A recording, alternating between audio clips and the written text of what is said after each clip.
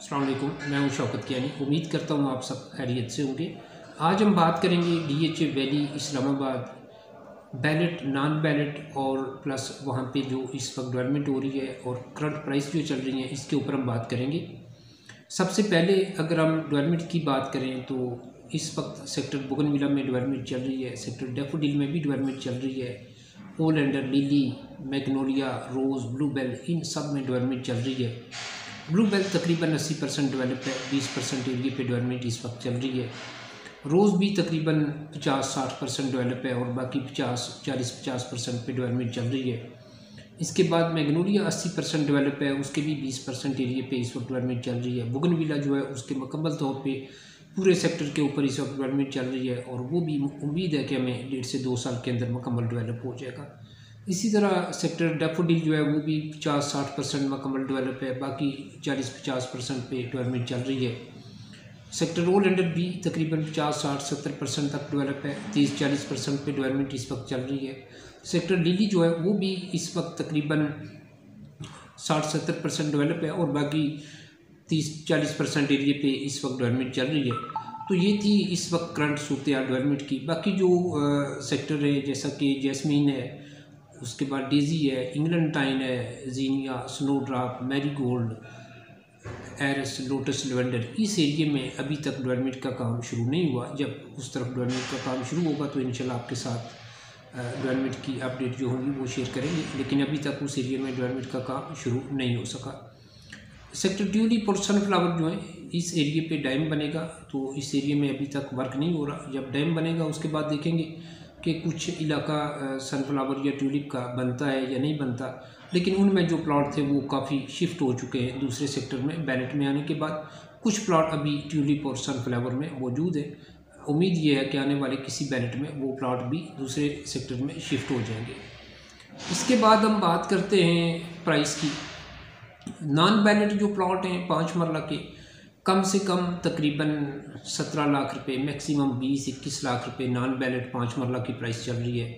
Through out zero जो plot है 5 मरला का, ओपन फायर हो तो तकरीबन 20-21, मैक्सिमम अगर कोई कार्नर वगैरह है तो 22 की भी सेल हो जाती है। मार्केट में सप्लाई डिमांड की वजह से रेट 1-2 लाख रुपए मार्केट में ऊपर नीचे होता रहता है। इसके बाद जो सरचार्ज वाली फाइलें, वो ज़्यादा सरचार्ज जो 2.5-3 लाख रुपए, तो कम से कम ओपन फाइल 17 लाख रुपए तक सेल होती है। इसी तरह अगर थ्रू आउट ज़ीरो ट्रांसफरेबल है तो वो तकरीबन 19 के प्लस माइनस में इस वक्त सेल हो सकती है। इसी तरह जो 8 मरला की है, थ्रू आउट ज़ीरो फाइल हो तो तकरीबन 25-26-27 लाख रुपए की सेल होती है। ओपन फाइल ट्रांसफरेबल हो तो तकरीबन 23 से 24 लाख रुपए, मैक्सिमम 25 की भी निकल जाती है, डिपेंड करता है सेक्टर के ऊपर। और जो फाइलें सरचार्ज वाली हैं 8 मरला की, ओपन फाइल हो तो मिनिमम 22 की, और इसके बाद सरचार्ज अगर कम है तो 23 की भी है, 24 की भी है, डिपेंड करेगा सरचार्ज के ऊपर। और उसके साथ साथ फाइल ओपन है या ट्रांसफरेबल है, ट्रांसफ़र और ओपन की वजह से भी प्राइस में 2 लाख रुपए का फ़र्क आता है।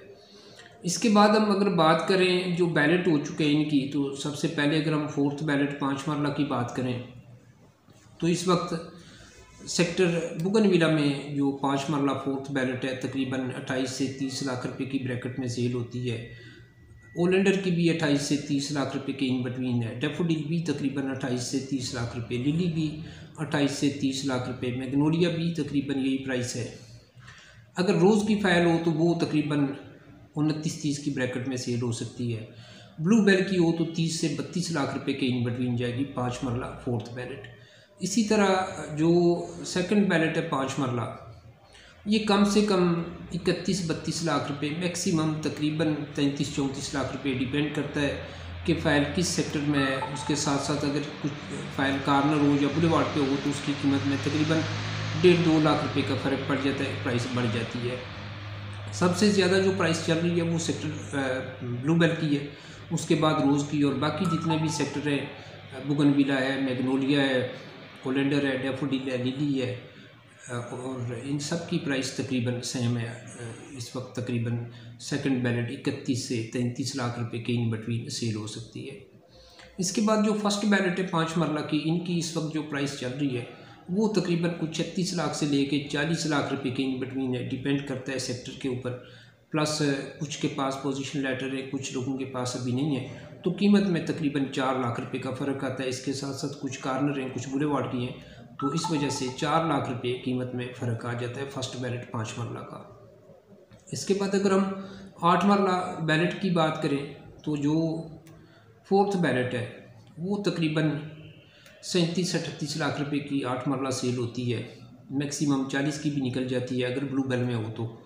इसके बाद जो सेकंड बैलेट है 8 मरला की वो तकरीबन 40 से 42-43 लाख रुपए के इन बिटवीन है, डिपेंड करता है सेक्टर के ऊपर। सबसे ज़्यादा प्राइस ब्लू बेल की है, उसके बाद रोज़ की, और फिर बाकी सेक्टर जितने भी हैं वो 40-41 की ब्रैकेट में इस वक्त सेल होते हैं सेकंड बैलेट 8 मरला। फर्स्ट बैलेट की अगर हम बात करें तो ये कम से कम 50 लाख रुपए, ज़्यादा से ज़्यादा 60 लाख रुपए।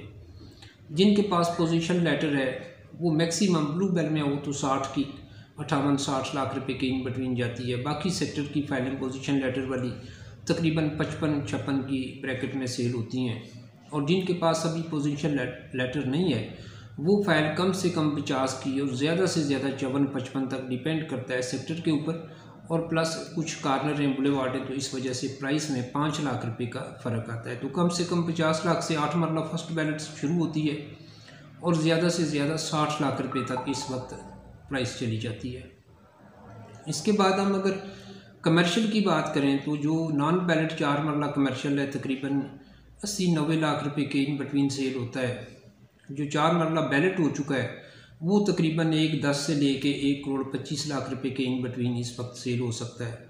8 मरला को जो नॉन बैलेट है वो तकरीबन 50-60-70 की ब्रैकेट में सेल होता है, और जो बैलेट हो चुके हैं वो तकरीबन 2 करोड़ से 2.25 की ब्रैकेट के अंदर अंदर इस वक्त सेल हो सकते हैं।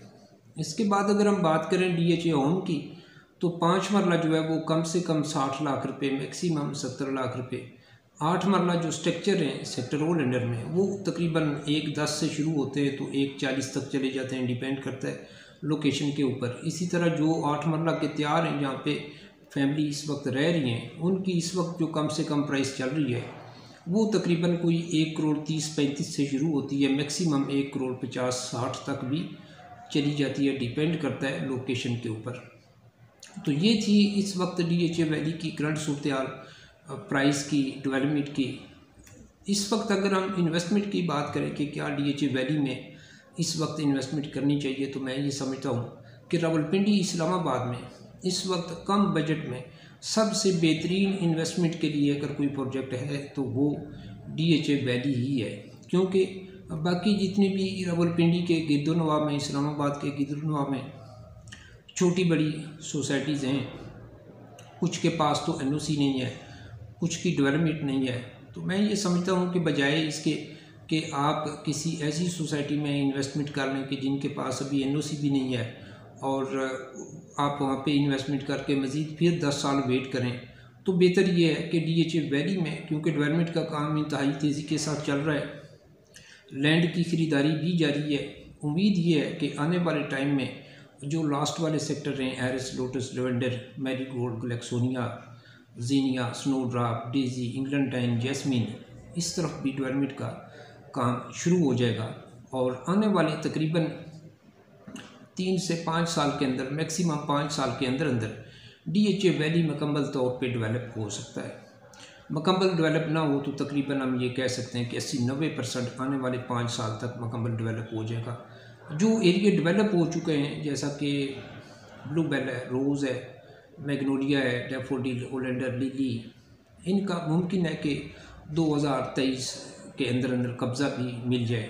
और जो बाकी सेक्टर हैं जैसा कि बुगनविला है जिसमें इस वक्त डेवलपमेंट चल रही है, तो बुगनविला में 1.5 से 2 साल तक मुमकिन है कि कब्ज़ा मिले। जिस तरह की वहाँ पे डेवलपमेंट चल रही है, मज़ीद 1.5 से 2 साल वहाँ पे लग सकते हैं। तो ये थी इस वक्त तक DHA वैली इस्लामाबाद की करंट अपडेट जो मैंने आपके साथ शेयर की हैं।